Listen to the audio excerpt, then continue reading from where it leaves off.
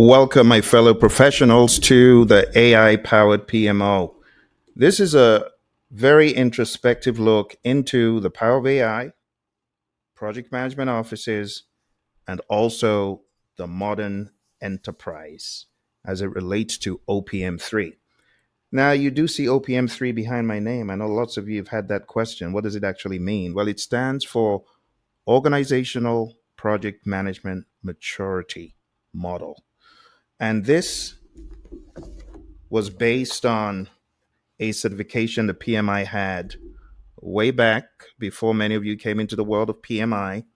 And the OPM3 book is out of print, but for those of us who got certified as OPM3s, it's hard for you to lose that mindedness. And the mindedness that PMI brought into the OPM3 certification was that it's not enough for you to effectively manage projects. Beyond managing projects, you got to ensure that the interrelated projects are well coordinated, well managed, and effectively harnessed for maximum value and benefits. So, beyond project management, there's a concept of program management. And beyond program management, there's the concept of portfolio management. I love what the PMI said once upon a time in one of their literature. They said, project management is doing the work right, but portfolio management is doing the right work. And you know what is killing a lot of companies is working on the wrong stuff. Having a lopsided portfolio mix, having a very primitive and immature portfolio management process, or having none at all. Having he or she who shouts the loudest as being the portfolio method. And that won't work. That won't sustain you. So, what the OPM3 dogma is all about is aligning projects, programs, and portfolios for excellence. In a lot of companies, there's a common misnomer that if you hire PMPs, enough PMPs, your projects will be smooth sailing. And that's not true at all, because there are lots of people who are PMPs, but are not great project managers. But let's even flip the switch and say, what if they are truly good project managers? Let's say they're awesome, they're great.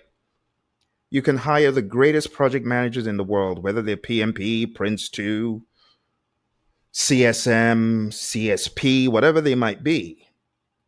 But if there's an underlying canker in your portfolio management, your program management, and your project management, that firm is in trouble. They may go so far, but they'll hit a brick wall. They'll get to a plateau where they can no longer improve. And the reason is this: excellence in project management is not as a result of hiring great project managers. It is as a result of having great awareness of projects, programs, and portfolio maturity and creating a roadmap to get there. Unfortunately, lots of firms have PMPs. They have PGMPs, PFMPs. But what is missing is the understanding of maturity models to help the organization grow beyond being PMPs and PGMPs and PFMPs. So today, what I'm going to present to you is based on a lot of my consulting work. I document this in my book. It's called The Consultant's Compass. I've been consulting for over 20 years with different organizations such as Honeywell, Motorola, American. I've been fortunate enough to train lots of government agencies like NASA and the FBI and the US Army and many more, and many private organizations. And a lot of the maturity experience that I've had has been in organizations probably like yours. So beyond the government entities, I've done a lot of private organizations and helped them mature in their project management. And today I'm going to share with you a lot of my findings. I'm also going to share with you bespoke models that I have created to help organizations. So this could easily be a 40 to 60 hour masterclass, but I'm going to try my best to shorten it down to just 30 to 40 minutes, I hope. So let's jump in. Let's begin talking about maturity. I'm currently working on a book that's about to be released, and the book is called AI powered PMO, the OPM3 playbook for the modern enterprise. Because anyone who is not leveraging AI in today's world in their PMO, they're making a big mistake. Because there are many things that artificial intelligence can do for you beyond the templates. You see, I often refer to the template makers as the world of chipmunks. Why is that? Well, in the world of PMI, we talk about knowledge areas, and you have a lot of project coordinators in some of the firms I've worked with, and they're working on the templates. And it's the I saw six chipmunks quietly roasting coffee, reading poetry stories, mnemonic. So I refer to that as a world of the chipmunks. Beyond the world of chipmunks, beyond the templates, you gotta harness data. Are you harnessing data in your firm? And I'm not talking about schedule and cost and risk. Those are good. But beyond that data is the data that makes the data work. What am I talking about? I'm talking about the human data. There's a lot of human data that you can collect through surveys, questionnaires, and use artificial intelligence to analyze that data. Psychological safety is a big one. Team efficiencies, team strength. See, these are the places that a lot of people don't dig because we're too focused on the risk and the schedule and the GANs. And all of that stuff is all well and good, but it's not going to work if there is no psychological safety, if there's no self esteem, if they don't feel a love and belonging in the workplace. Now, you may ask, what are you talking about? Well, you need to go read about Maslow's pyramid. Physiological is the first layer, safety, love or belonging, esteem, self actualization. There are a lot of people in jobs, they don't feel self actualized. Why is that? You need to find out. It's not a cookie cutter answer. There are many answers that various individuals will give you, but each firm is different. And you, as an AI project management aware professional, should be harnessing artificial intelligence in your project management, not just to manage schedule, cost, scope, and risk, but to understand the humans that are doing the work. The good book says, don't muzzle the ox that treads the corn. But a lot of organizations miss that. And they're dangling carrots and sticks, but they're forgetting to really add value to the people who are working the work. You see, lots of ideas I could share with you, but let's jump into a little bit more of the technical stuff, which is it's what interests a lot of people, I know, but that's not what is most important. But we'll get there anyway eventually. So my name's Phil. I've been a PMP since 2005. That's 20 years in a week and a little bit. And since I've been certified, I've been fortunate to consult with a lot of firms and entities you see on the screen. And you know what I've come to realize? I've come to realize this fact. Project management is not your problem in a lot of firms. No, it's not your problem. You see, in a lot of firms, we're still asking the same old question. The same old question is, why do projects fail? We already know the answers to that for the most part.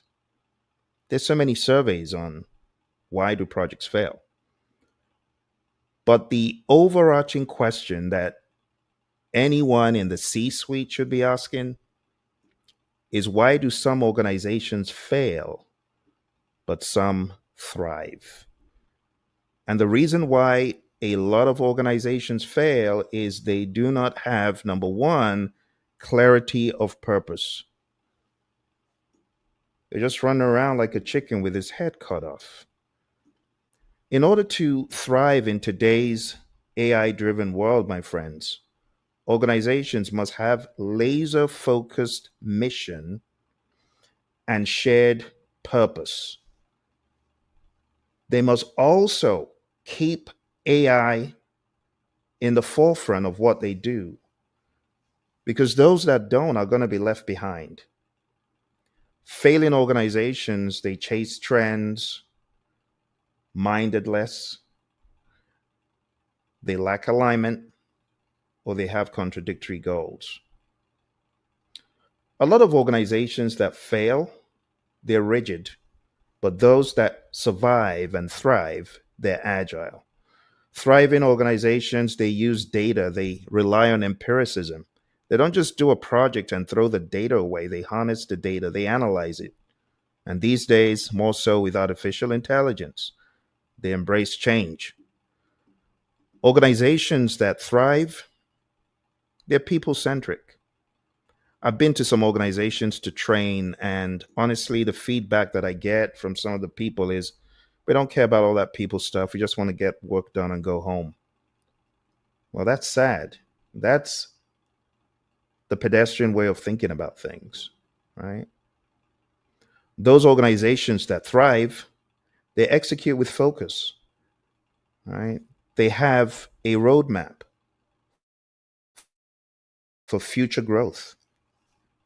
My mentor, John Maxwell, he said, growth doesn't happen by dumb luck, it's intentional. Even as an organization, the entire growth in the firm has to be intentional. You know, the sad thing is a lot of organizations, they spend lots of money, lots of resources on buying equipment, the amounts they spend on IT is insane. But when it comes to investing in their people, they hesitate. And I'm not just talking about director level people, I'm talking about even in the C suite. They fail to see that people are the lifeblood. And those organizations, OPM3 isn't for them, because OPM3 demands a heavy investment in your people. Like the ignorant CEO that said, well, I don't want to invest in these people because they might leave. And then an employee asks, well, what happens if you don't invest in them and they stay? Well, you got a bunch of blockheads. So the idea, my friends, is to think about this question. Why do some organizations fail? Because they don't value their people. They marginalize their people. They don't invest in their people. There's always an excuse for not investing in their people, but they can invest in other things, right? You know, the Agile Manifesto, they said it well. It said individuals and interactions over processes and tools. We got to value the humans. Okay, so I know I'm spending a lot of time on the psychology because before we dive into the tools and, you know, the frameworks and the models, we got to get this piece down pat. Another hallmark of organizations that thrive is strategic execution versus chaotic busyness. Some firms are just busy, busy, busy, but they're not getting the value items done. They're not prioritizing by value. They're not prioritizing by, you know, the low-hanging fruit that's available in the marketplace. They're not doing WSJF, weighted shortest job first. They're not thinking about the cost of delay. Those firms will likely fail. They won't be here. You just hear they were bought and you wonder what happened. Organizations that thrive, leadership with vision. Leadership is all about influence, but it starts at the top. So those firms that have very poor leadership, yeah, I know you're frustrated working for some of them. Give them a few years, they won't be here anymore. Continuous learning versus stagnation is very important to see. Like I said, some firms they want to spend on learning. You got to invest in your people. In OPM3, there's certain enablers we talk about, and one of the enablers is training. There's just no way around it. You got to train your people, and you got to give them the environment and support they need. Some firms, they have very toxic environments, and honestly, HR doesn't care. No one cares. Those organizations, they're headed to failure boulevard. Lastly, customer intimacy versus product obsession. Some people are so obsessed with the product versus the customer. You know, in the Agile Manifesto, it said our highest priority is to satisfy the customer. That's it. Customer focused. So when you hear people asking, well, why do projects fail? That's old. And honestly, for those encountering the question for the first time, yeah, you might hear something new, but when you've been doing it for 20 years, it's just broken record. So going from why do projects fail, the bigger question is why do organizations fail? And I can tell you if an organization has a very poor portfolio management process, on top of all the people issues I mentioned, they will fail. If they have a very poor program and project process or none, yeah, they'll fail. So our agenda today is really number one, as you can see, is to talk about mindset and then to gently get into the world of OPM3, which I've given you a high level about, and ultimately to get to the understanding of the SMCI model, which is big in the world of OPM3. And eventually, I'll talk a little bit about some of the models that I've used with organizations to help move them forward. I'll give you some insights into some of those. So let's start off by talking about the elephant in the room. I'm talking about the big old entity in the corner office. In some organizations, they are awesome, but in some organizations, they are the worst. I'm talking about PMOs. So let's talk about the 5 PMO types. What you've learned from PMI is you got supportive, controlling, and directive. But let's flip that on its head and let's bring in the Agile Practice Guide, which tells you no, it's not just supportive, controlling, and directive. We have Agile PMOs, right? So whether you're working in the world of Kanban, Scrum, or DevOps, TDD, or whatever model you're using, you find that these 3 PMO types talked about in PMBOK, they're obsolete in your world. So you got to think about agile oriented firms and how you can add value to them. And the way to add value to them is by intentionally building value systems around them. And when I say value systems, I'm talking about value to those teams, right? The content that you make available to your teams that are working in the agile space is very important. It's not just about throwing Jira or Confluence or version one. You see, a lot of firms, they would throw tools at their IT teams, forgetting that it's not about the tools. You don't even need Jira to do a great job. Does it help? It does. But you also got to expose people to the philosophies. That's where a lot of people miss it. A lot of firms, they're going down Safe Boulevard, and it's just going to end badly because it's not about that first. It's about people, right? So the Agile PMO, if you are a PMO member of staff, I want you to tell your PMO that it's not enough to say, oh, well, we're directive. I was actually in a directive PMO in a well-known airline. And I'm not saying directive PMOs are bad. They need to exist, right? Supportive PMOs actually need to exist as well. Because sometimes all people need is support for the very small projects. But as you begin to get into medium and large scale infrastructure projects, it would be foolish not to have a directive PMO. And this is the business case for PMO number 5, which I have coined as a hybrid PMO. And the hybrid PMO, they vary by project, by region, by phase, by program, by portfolio. You think about it. There are different levels in every organization. You have some, the project level, some people operating more at the program level, some in the operational realm. What are you going to do with those folks? Aren't you going to support them? I know you've never heard of an operational management office, an OMO, but there's so many allotropes of support that you could provide. Doesn't always have to be controlling or directive or supportive. And in a hybrid PMO, you got various levels and locations. Think about it. You got the EMEA region, got Asia Pac, you got people working all around the world. How on earth could you think that All their work needs to be handled in one way. That's not smart. That's not agile. You see, because you got people working different teams, different parts of the world,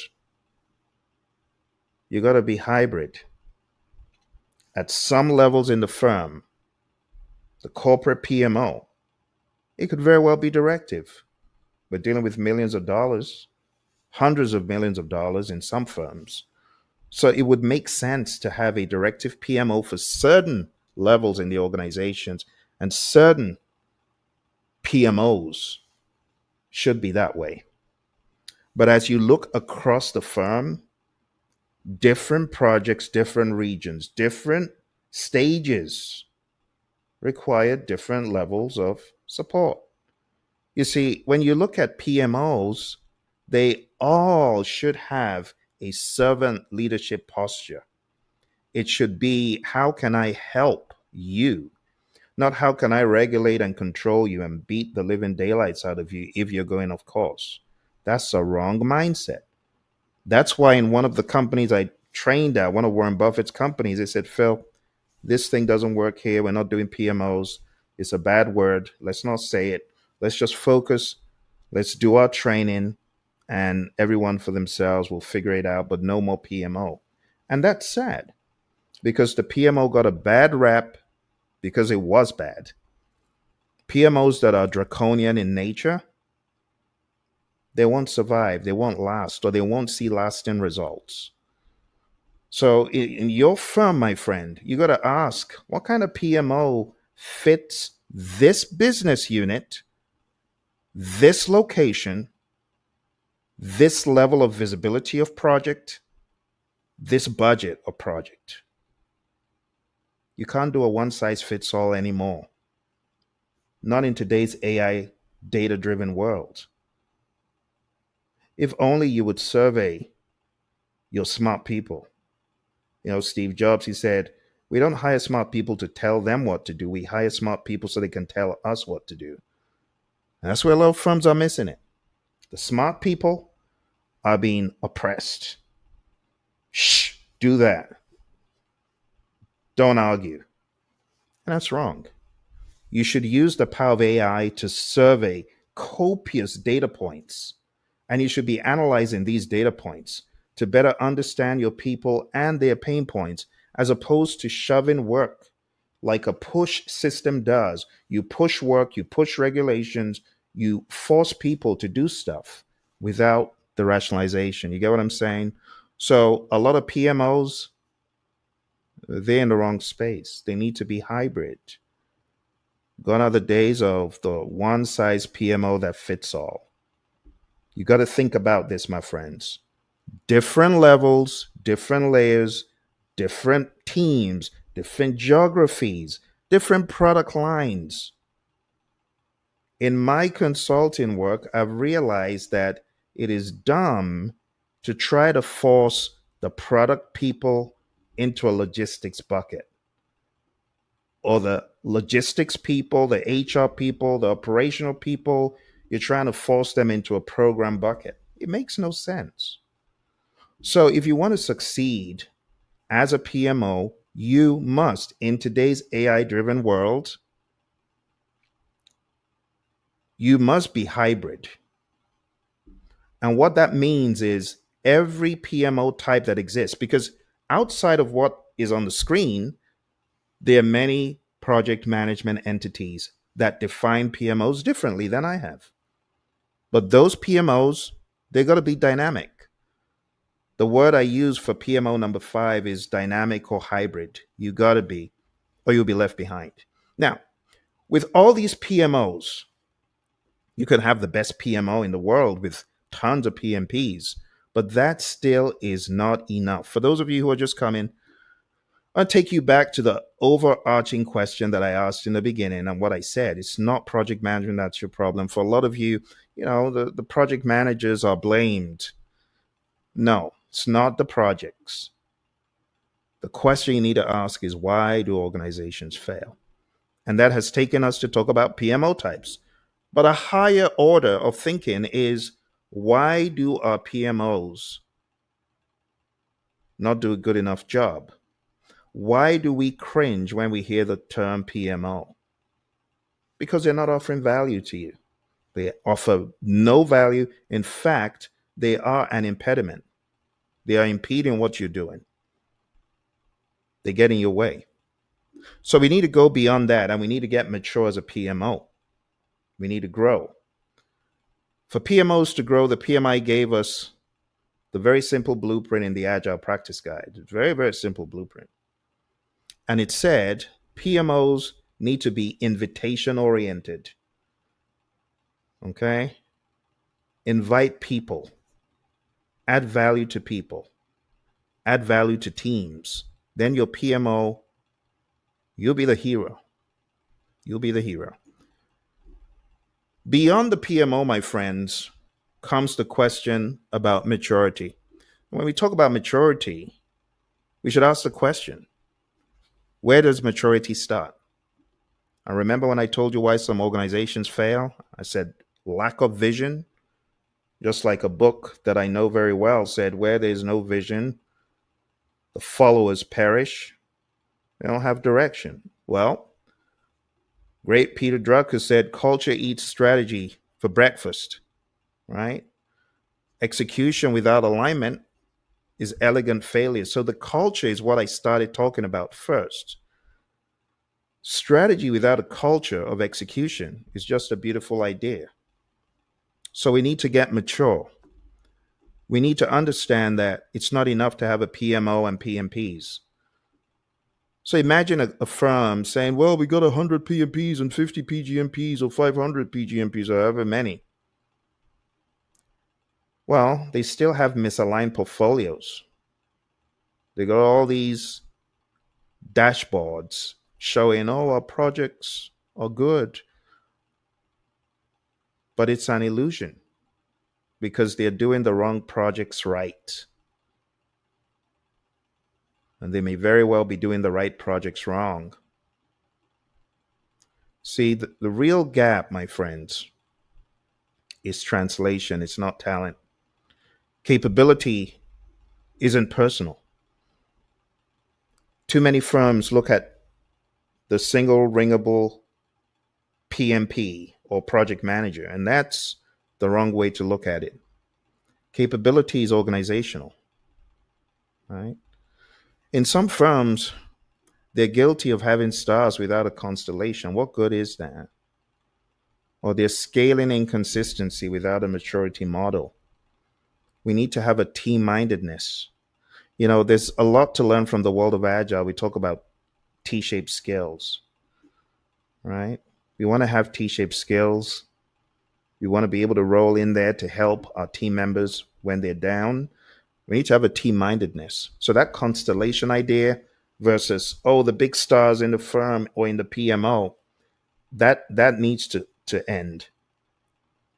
Now let's talk about maturity as the operating system. When we talk about maturity in the world of the OPM3 model,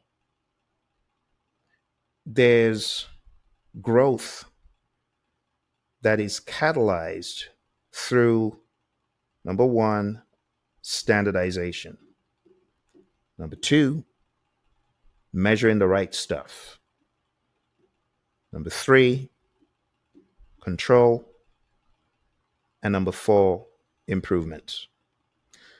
And we call this the OPM3 lifecycle. When we talk about standardizing, many firms, unfortunately, don't even embark on the first step of standardization. But standardization includes defining and documenting best practices. Let me blow this out so you can see it better. When we talk about standardizing, we're talking about establishing governance over process adoption. The problem with a lot of firms is they don't know where to begin, which is sad. You'll find thousands of videos about PMP certification, but you'll be fortunate enough to find 3 on organizational project management maturity, which is why I'm doing this as part of my 20th year as a PMP, to help those firms and people to start thinking differently. It's not about certification. It's about thinking about these things. When you talk about standardizing, there's work to be done, there's hours to be put in. Firms have to be willing to spend that time and effort to get further ahead. Secondly, is measure. You got to evaluate the extent to which best practices are used. You got to use quantifiable metrics to assess capability. And there are ways to do this. There are various models that I've developed. There are models from the PMI. There are models from other sources. Next is control. You got to introduce mechanisms to sustain consistent performance. You got to apply controls to prevent regression. Now, I'm not talking about controls by carrot and sticks. I'm talking about controls by reasoning. Because if people understand the value of the controls, they'll be more inclined to do them. Lastly, the one that is often ignored, and this it's very, very sad, is lack of Kaizen mindedness in firms. And lack of Kaizen mindedness just means there's a lack of understanding of change for the better. There has to be intentionality in Kaizen. You don't just get better by dumb luck. You have to put in the work, the time, the effort, and the attention. So the improve step is about continuously enhancing processes based on assessment results. Now, if you don't have assessment results, how are you even going to know what to improve on? You're going to guess. See, you got to apply change management principles to embed improvement. And this is what we call the SMCI or OPM3 lifecycle. You see, OPM3 provides this as a ladder to climb.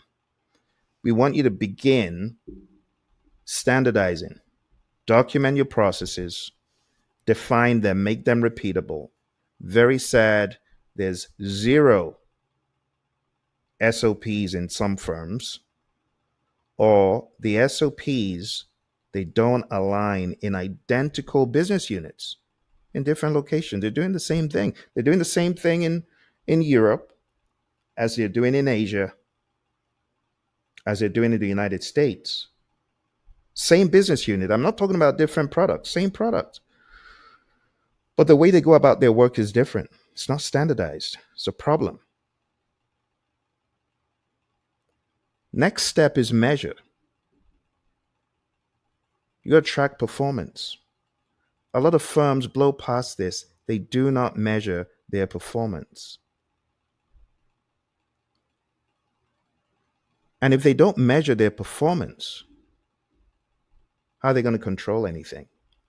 They don't have any benchmarks. So controlling is very important. The performance is maintained within thresholds. It's monitored, and you understand when there's deviation from it. And lastly, there's improve. But it doesn't end with improve. It's an unending cycle. Okay? Now, let's talk a little bit more about OPM3, Strategic Execution Mastery. OPM3, Organizational Project Management, is a bridge between strategy and results. Remember when we first started, I was showing you here, my friends, that this is no longer in print. Okay, but there are a lot of ideas that I'll be sharing with you in the next few minutes that were put together by the people from the PMI very nicely. So OPM, Organizational Project Management, is not about managing isolated projects, but it's about orchestrating them under a strategic vision. It integrates people, processes, and technology. I see some of our friends joined. I see Fahim there. Fahim, thank you for joining. Doing awesome. Thank you. And our friends on Instagram. I see Tolu and Boafo, Boj Consultants, I am Coach Trina. I hope you folks are all doing well. And I understand that, yes, a lot of people want to, get PMP, but this is outside but related to the PMP. It's outside of, what many of you may be focused on, but it's an important topic. So when you think about OPM, it's about integrating people and processes and technology, bridges a gap, right? And it provides a maturity model. The three pillars that we want to really keep our eye on in any firm to really get great is projects, temporary endeavors, programs, coordinated management of interrelated projects, and portfolios, collection of programs, projects, and operations. Some firms make the mistake of having he or she who shouts the loudest deciding on the portfolio mix, but that's the wrong way to do it. You want to have people that actually are in the know, understanding the industry and the product and what's going on outside in the marketplace. And those need to be some of the voices brought to the table. You can't have one person, I don't care whether it's a you know person at the top in the C-suite making all the decisions. You need more voices, more people who understand the marketplace. In some firms, you just have one person dictating, oh, we're doing that portfolio and we're doing this and we're doing this. And again, it's not the best way to do it. In the world of OPM3, we have what we call enablers, as I said in the beginning, and these are the infrastructure and cultural elements that support maturity across domains. And some of the key enablers that will help you in any firm, apart from the SMCI model, which helps us frame our understanding and thinking, are things like training and development, right? Having the right toolkit, having the right attention to improve. Those are some of the enablers that could help us. I've already talked about the SMCI framework as a ladder to climb. But beyond this, we also need to talk about the steps of maturity implementation. Now, I know a thing or two about this because I've been doing this for a while. But a lot of people jump into shoddy assessments and they're wrong. Because when all is said and done and you're collecting data, you don't just collect data without sensible massaging of the data and without bouncing it off multiple data points, multiple data sources. You also need to explore things like standard deviations and understand what that means for the data. A lot of data is actually wrong right from the get-go. So step one, you need to understand the OPM3 model and terminology. You got to understand the firm's vision, their mission, their strategy, and performance gaps. And there are many types of assessments. So one of the assessments we do, and I'll just demo this for you real quick. So one of the assessments that we do in the world of portfolios, let's go to our portfolio assessment here. So imagine a portfolio assessment, right? There are two ways you could do this. You could survey hundreds and thousands of people, right? Or you could have each person go through what we call a high level discussion, glean the data, and have the group come up with a number that they decide on any of the scales. But beyond that, if you're doing a desktop assessment, a desk assessment where it's just you, the assessor, and the PMO boss, or maybe it's a senior person in the PMO, you got to know the right questions to ask. So in this assessment, in this portfolio assessment, each one of these data points is not just a random 1, 2, 3, or 4. Let's zoom in a little bit. It is actually an intentional measure. So in our portfolio maturity assessment, when we're talking about capacity and capability management, on a scale of 1 to 10, your maturity is intentionally rated as no defined roles or structures and so on, all the way to number 10. So if you're giving it a 1, it must fit that category. If it is a 10, it must fit that description that you see as I hover over this. So when it comes to doing these assessments, you got to spend time and you got to know the right questions to ask. But our tools have been developed to be almost foolproof. Because if you're selecting a 1, it's not just, oh, I feel good selecting a 1 because I hate my PMOs, so I want to rate them down bad, or I hate my team. No. There'll be many data points and questions that you as a professional should be asking before you make the assessments. So take, for example, this portfolio management maturity assessment.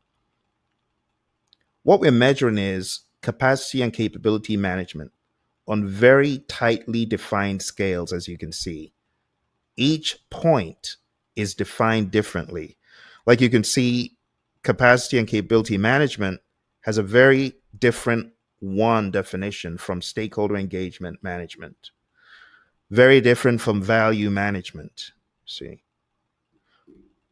different from risk management, and different from strategic alignment management.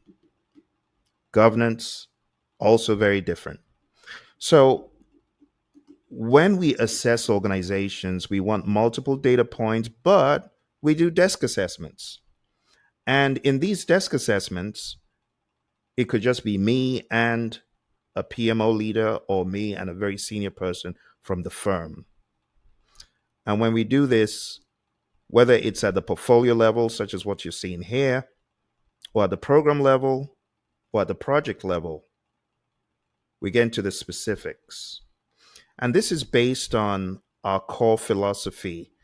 Our core philosophy is all about having the C for conversations, the O for observations, the R for reflection, and the E for equipping and estimating.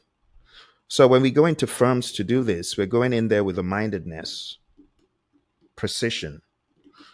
And when all is said and done, and we truly, truly have done all the standard deviations and all the multiple data point comparisons, then we know that if we calculate a maturity level like this, we know that that maturity level is what it says it is, as much as possible. It's not just an afterthought. So when you have assessed where your organization is, for example, this is a portfolio framework, the CSV RSG. And all that means is C for capability, S for stakeholder, V for value, R for risk.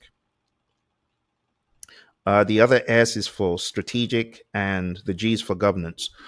When you're done with that, you can get insights right away. Because some firms, they don't have 50 or 100 or 200,000 to do very elaborate assessments. They want what they can do in a few days or even in an afternoon. And what I want to tell those firms out there, it's better to at least begin with a desk assessment across your portfolios, your programs, and your projects than to say, oh, well, because we can't do an elaborate assessment, we're not going to do anything. No, begin with a desk assessment. I've done desk assessments for many firms, and we immediately get value. As you can see here, this is immediate value. So in this example, we have overall maturity level of 5 out of 10. This is the Praizion scale, right? The scale from the OPM3 is very different. It's on less points, but we realize that fewer point scales, they bury the truth. So we developed a 10-point scale, right? And our 10-point scale, as you can see here from this tool, it immediately gives you some insights. So for capacity and capability management, it says to improve capacity and capability management, focus on establishing basic processes, standardizing documentation, and it goes on and on. But in this world of artificial intelligence, it would be foolish for a consultant such as me to not harness the power of AI. And that's why in all of our tools, we've built in artificial intelligence, because we understand that as humans, what we see is immediately limited. The correlation between the data points, we don't immediately have as much bandwidth as artificial intelligence does. Now, as a professional, I would go back with these scores, go back with the radar chart. I can immediately see where the pain points are, and I could come up with some ideas. But as Einstein said, why do I need to fill my head with things that technology can help me with? Paraphrasing. This is one of those areas. So, with this very initial raw desk assessment, I can immediately get AI generated strategic insights beyond the immediate results that are spat out. If I wanted to go a layer deeper, I could get AI generated strategic insights.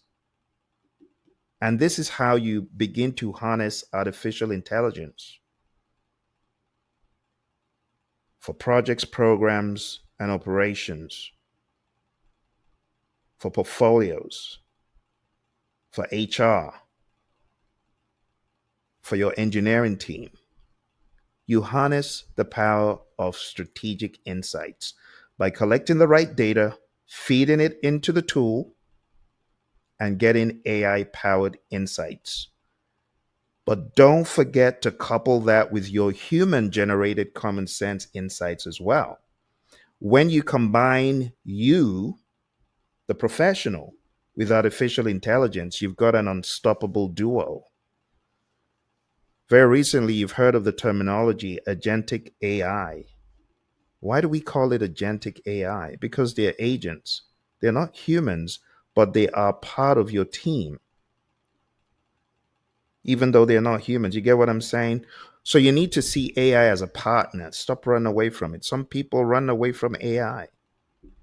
This is a very simple illustration of how AI insights could help you get further ahead, right?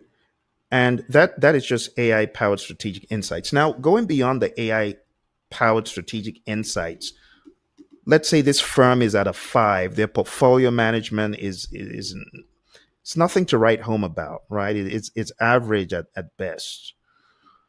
But if you wanted a roadmap to help you improve your portfolio management, apart from bringing in a consultant and asking questions and the consultant showing you all the information, in a very short amount of time, our AI powered tool, the click of a button, can generate additional insights to show you the line of best fit for a roadmap to get better and more mature in your portfolio management.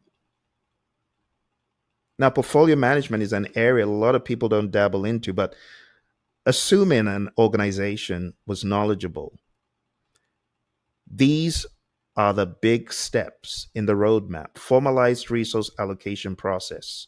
Some firms are struggling with this day in and day out. Their allocation process is horrible. It's based on the fire alarm method. Skill gap analysis and development plan. A lot of firms, if only they could do a skill gap analysis and intentionally close those gaps by having a development plan. You see, these are things some firms aren't even thinking about. Portfolio simulation and scenario planning. Again, this is an opportunity for this firm. Standardized value measurement frameworks, value driven culture, the list goes on. This is a very long report generated as a result of the data that was put in by the tool. So when you gather good data across many data sources, you assess it based on the standard deviation, the mean, the median, and the mode, which now I don't even need to do that anymore. It's all done for me by AI. But you see, a lot of firms, they haven't even begun to think about how artificial intelligence can help them at even the grander levels of template generation, let alone maturity models and maturity roadmaps. You get what I'm saying? So this is missing in a lot of firms, which is why I'm presenting it to you today so that You can take these ideas back to your firm. The video will be up, and you can begin thinking differently as opposed to just thinking about, oh, project management, PMP, PMP. Uh, that's good, but it's a lower level way of thinking across a firm. You get what I'm saying? So, step one is to acquire knowledge. So, you got to learn how to use tools such as ours, do a self assessment, or whether you've got some other tool, but you got to use, like I said, the core framework. You need to know the right conversations to have. You need to, there's certain nuances and techniques in observations. My buddy Roy and I, we train different organizations, agile, hybrid, predictive. And one of the things we do, we observe a lot. And through our observations, we've come to learn more than even in discussions. We're like the fly on the wall. But that's what a consultant does in order to help the firm. Number two, you perform the assessment. And this could be an enterprise wide or domain specific assessment. It could be for a business unit, it could be for geographic location, it could be across projects, it could be across programs, it could be across portfolios, it could be everything. And what you want to do is use questionnaires such as what I showed you or databases to identify present capabilities. You could be talking about assessing risk management maturity. Some firms are very, very mature in their risk, but they're poor in a different area. So you could choose one area. You could compare your existing practices to the over 600 OPM3 best practices that are talked about in this book. For those who missed the very beginning, when I came on, I showed the OPM3 book from way back 2013. This is when I did my OPM3, but I kept the book because I knew that if PMI were going to get rid of the OPM3, then there are a lot of secrets that are going to go, unfortunately, with it. So my copy still looks as clean as ever. And, it was one of the more difficult certifications to get from the PMI, but it was worth every cent. Very expensive, very laborious. It's one of those that you couldn't do online. You had to go to a live class. And Claudia Baca was my instructor, really awesome instructor. But as a result of my OPM3 training, I began to see what was missing in a lot of organizations. Step three, plan for improvement. You got to create a roadmap that prioritizes gaps. Like I showed you, our tool generated a roadmap based on the data we put in. But that was only one example, right? There are many other parameters and many other variables you could assess. You could assess operational maturity, right? Ops management maturity. You could assess program management maturity. We didn't even get into project management maturity at all. Step four, you got to implement improvement. So all those roadmaps that you're generating, whether it's a human generating it, whether it's a human and AI, you got to take that and you got to implement it. You got to use agile and hybrid methods where it's suitable. And then you got to do the easy work. The easy work is rolling out the standardized templates. The hard work is actually using them. It's when you go back for seconds to measure. That's where it's hard. Step five is repeat. Regularly assess to identify new gaps or verify progress. You got to institutionalize lessons learned into the governance and culture. This one, it really saddens me that a lot of firms are doing a great job on their projects. Their PMs are doing well, and they discover what not to do next time. And instead of that being broadcast across the firm, it gets shoved into a desk or as an afterthought gets thrown into the bottomless pit of, I don't know, some Microsoft tool called SharePoint. And that's not the way to do it. The way to do it, as PMI has told us in the project management standard, is to aggressively, across the firm, share these insights, be it tacit knowledge or explicit knowledge. But a lot of firms, they are missing out on their sweat equity. You got people doing the same dumb thing that Phil did.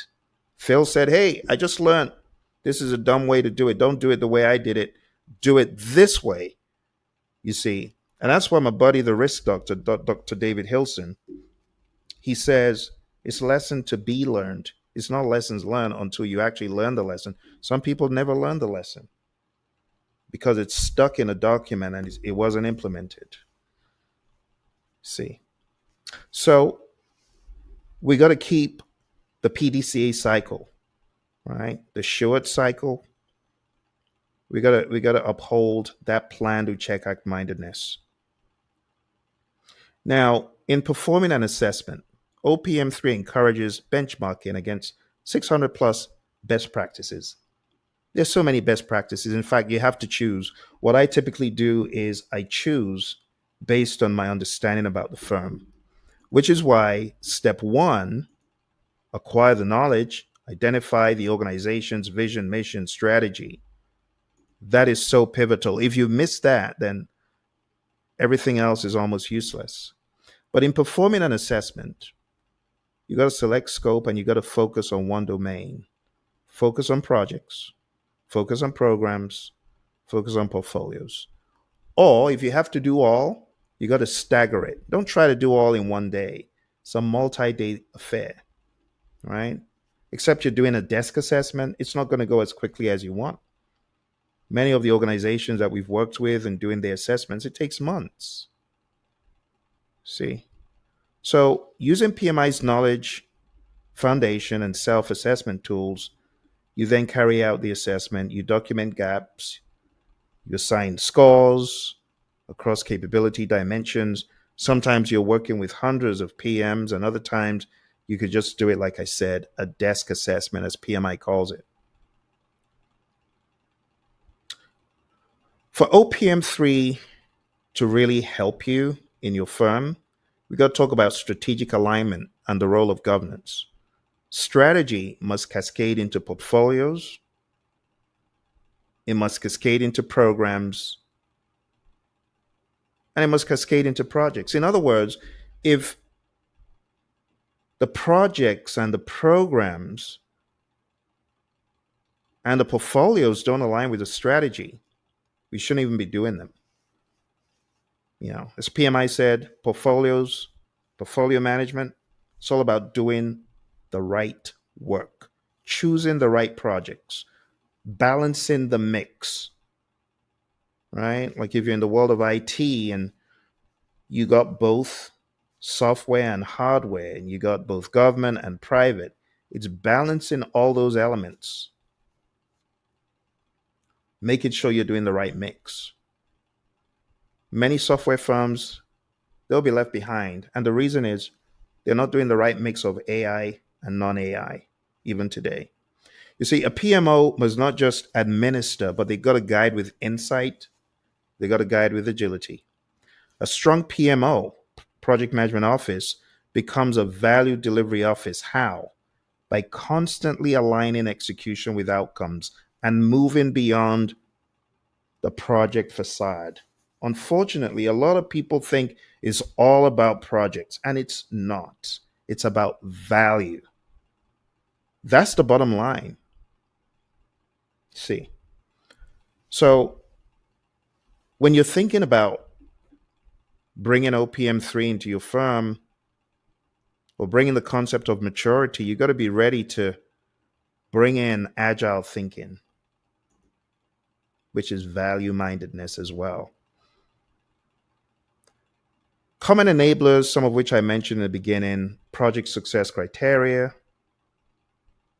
knowledge management systems, competency management, resource allocation tools. These are all going to help you. They're going to help you improve on your performance across the firm. The last one is wildly important. This one, I could talk about this all day long. And unfortunately, a lot of PMOs, they miss these two awesome pillars of enablers. Number one is a center of excellence. A center of excellence is driven differently than a directive or controlling PMO. I have a very good client of ours that adopted this model beyond everything else. It's working very nicely for them. The second model is a community of practice. Also, have another great client that has implemented that. Oh my goodness. COPs, they work like magic. When you've done the groundwork and you have great leadership, without great leadership, none of this will work. So, the Center of Excellence and the COP, as opposed to a PMO looking at these as rivals, you got to look at them as part of your operating model. How can you be a PMO and you don't have a community of practice or a center of excellence? At least begin with one. You get what I'm saying? Because there has to be that socialization of processes, procedures, guidelines, and ideas. And the socialization comes from the human and the interaction. And if you don't have that, it's sad. Lots of PMOs just throwing money into tools, but the stuff that matters, they ain't doing it. Number 9, practical recommendations from your buddy Phil. So, from my lens, one more time, every firm needs to have knowledge and training programs. They need to equip and educate people in the world of agile, the world of hybrid, tools. It's amazing that some firms have never ever sent their project managers to project management, program management, or portfolio management training. They don't even know that a model exists for programs and portfolios. It's sad. It is. It's sad on many levels. First of all, for the people who are trying their best, but you're not equipping them. And it's just sad for the profession that we got hundreds and thousands of videos about, well, this is how to get PMP certified. But when it comes to other information that can help, it's missing, right? I'm grateful we have some really good agile videos out there.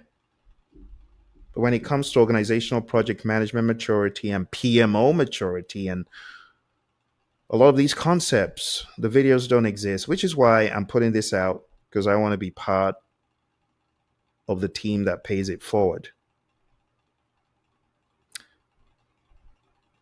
I already shared with you my insights from previous clients. Building communities of practice, fostering peer learning is very important.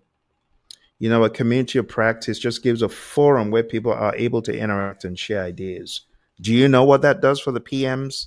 Confidence boosting, learning. Maslow's pyramid is aided when you give people a forum for feeling they belong somewhere. Leadership workshops are important.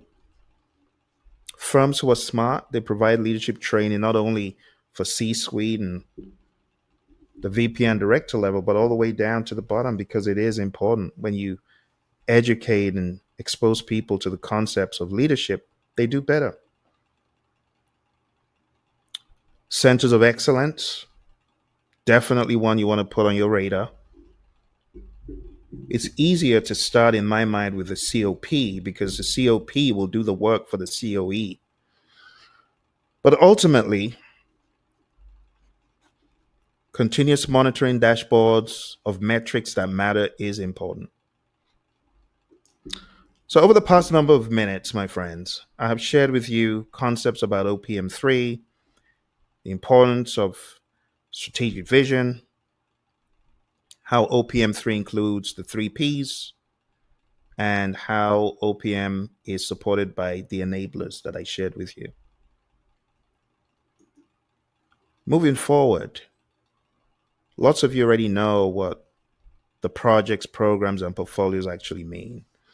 Projects are temporary endeavors that are undertaken to deliver a unique product, service, or result. Programs are coordinated management of interrelated projects and activities, and portfolios, collections of programs, projects, operations, and strategic alignment and optimal resource use is pivotal for portfolio success. OPM3 wants you to harmonize these domains of the three Ps. Enablers include structural enablers, like having coherent organizational structures and governance models, not just allowing people to flounder, but creating these standard operating procedures, spending time, you know, to do things the right way. In project management, we talk about good quality costs, costs of good quality and costs of poor quality. There's a penalty for poor quality. And not having standard operating procedures, you know that you're going to fail eventually. Cultural enablers, leadership support, organizational values, technological enablers, project management systems and tools, and human resource enablers, competency frameworks are very helpful, and training programs. Did I say training programs? Well, let me say it again. Speaking of training programs, I find a lot of firms saying, well, Phil, we didn't even know you were out there. Well, if you need a maturity assessment or you need training for your firm, be it in the world of programs or projects or portfolios or agile, yeah, you need to get in touch. So get in touch via the email info@praizion.com. Now, let's talk real quick one more time about the SMCI model, standardization. I want to challenge those of you who are certified. What are you doing to standardize your firm? Don't tell me, oh, we're waiting for the PMO. Maybe there isn't a PMO. Maybe you need to start thinking about a hybrid dynamic model that's more like a value delivery office, right? So begin standardizing some things. For example, if you're working on any project, there's no excuse to not at least have a project charter. You could have a template that's used across many projects of similar types and sizes, customers. There's no excuse anymore. AI can develop these templates for you. And I dare say that if you are looking for templates, I'm going to share with you my free template list here, because I know lots of you would love to use certain templates if only you knew how. And I know some of you are young to the world of structured project management. So let me share this on the screen with you. I'm going to put this in the chat. And this is a link to our free templates. So going down to projectmanagementdoctor.com/30-day. For those of you on Instagram, I haven't forgotten you. I'll put this here as well. And if you want to grab that bucket of templates, about 30 of them, well, you can do that. So when it comes to standardizing, I can understand in the beginning it might seem very daunting, but not if it's already been done for you, because you can take some of these templates and again, you can use the power of AI to develop some that are peculiar to your industry or your firm. What about measuring? These are topics that need to be had. You see, for those of you who are PMPs, PGMPs, PFMPs, the PMI always put the letter P at the end of your name, professional. But are you truly being a professional? It's like a doctor working in a larger establishment and saying, well, they asked me not to give him anesthesia. I just pulled whatever it was out. And you actually did that because the firm said, don't do it. Do you see the foolishness, how foolish that sounds? So, as a professional, there are some things that you should do as a project manager who is a professional, or a program or portfolio manager. As a professional, you should bring to the table something new, the concept of SMCI. I'm challenging you to take the concept of SMCI: standardize, measure, control, improve.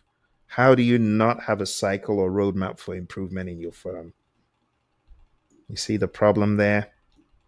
Big, big problem. So measure. I want you to begin measuring. You're smart. You know how to use AI. Have conversations. Bounce these data points off it and say, how well are we doing? This is a result. What do you think about this? You don't even need to put your company name in there. It's anonymous, right? But start having discussions. Start being more aware of maturity models. There has to be some form of growth, right? Stagnation is never a good idea. Okay. Let's go a little bit deeper into the three-step model that I'd say for standardizing, measuring, and controlling or the four-step model rather. So standardizing, again, you're going to define that process. There has to be evidence. There has to be governance and a key point. And if it's not written down, then how do you say it's standardized? Like if there are no SOPs, it's not standard. People don't know. It's funny. I go to some firms and some people are like, oh, it's a standard. And others are like, no, I've never seen that thing in my life. You know, it's not standardized.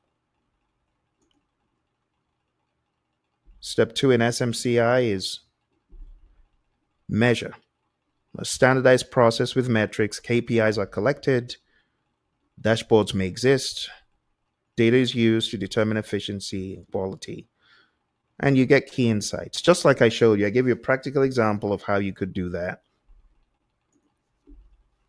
Then there's control, a stable process managed within thresholds, evidence of control, use of control like trends to anticipate risks or opportunities, governance. PMI says governance is a framework within which authority is exercised. And if there's no framework for authority, then you got to question the control. And ultimately, improve, right?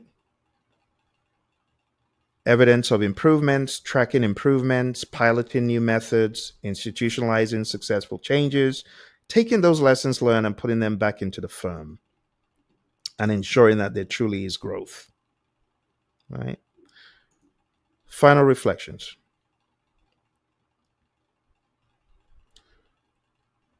Many organizations have these symptoms: broken portfolio,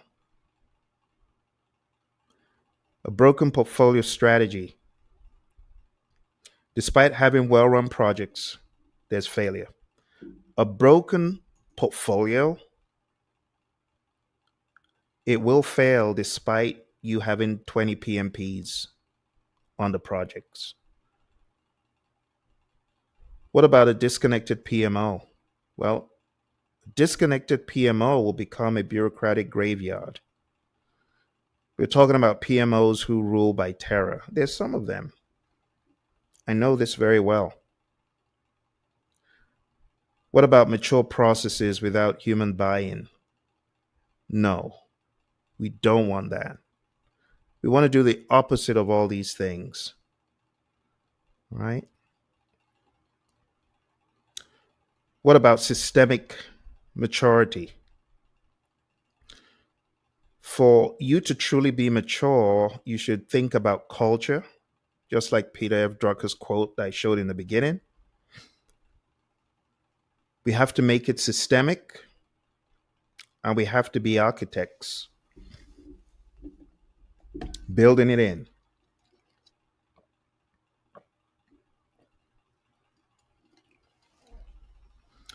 For maturity to actually work, my friends, for your maturity model to work,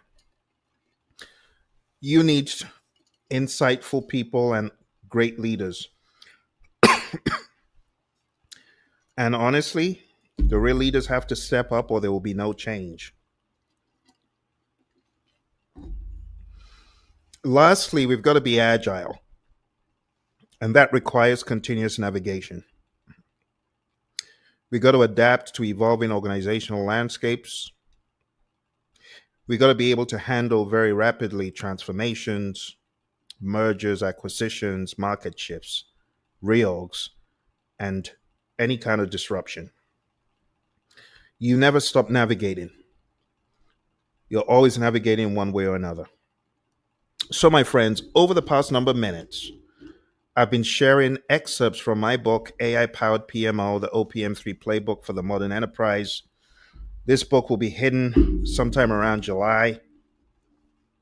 The book has a lot of information in there, just so much stuff for organizations to think about, to level up, because a lot of firms, there's that misnomer that if I hire enough fails, if I can hire 20 fails, I will succeed in my firm. No, you won't, because you're still going to have broken portfolio, broken program, poor project management processes, zero maturity.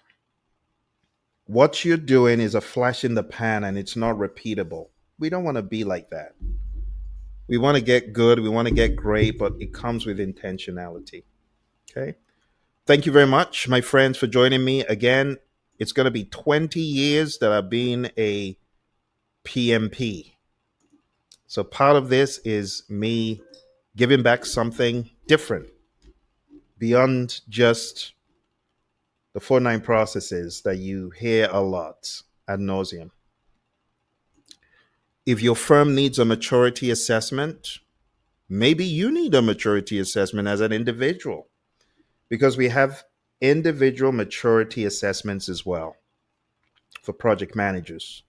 And if that is of interest to you and you want to be assessed in your project management maturity through conversation, observation, reflection, and estimating our core model, send a message to info@praizion.com. If your firm has been struggling with this topic, some of you wasted time and money and effort bringing in the so-called big guns only for them to just absolutely waste your time. If that sounds like you and you need assistance, info@praizion.com. Any questions before I close for today? Questions or concerns? All right, we're just going to do the conclusion and you'll be on your merry way. Thank you for joining. In conclusion, as we near the conclusion of this comprehensive guide to PMOs, it's essential to recognize that the journey doesn't end with the establishment of a PMO. In fact, that's just the beginning. Sustainability and continuous improvement are keys to ensuring that your PMO remains a driving force behind project management success within your organization. By evaluating PMO maturity, conducting periodic assessments, such as the one I showed you, and harnessing the power of lessons learned and AI, you can embark on a journey of perpetual growth and evolution. Your PMO will not merely survive, it will thrive, adapting to the ever-changing landscape of project management and delivering increasing value to your organization, because it's all about value. That's the bottom line. Thank you, my friends. I wish you all the very best. Keep being great in your project management. Bye for now.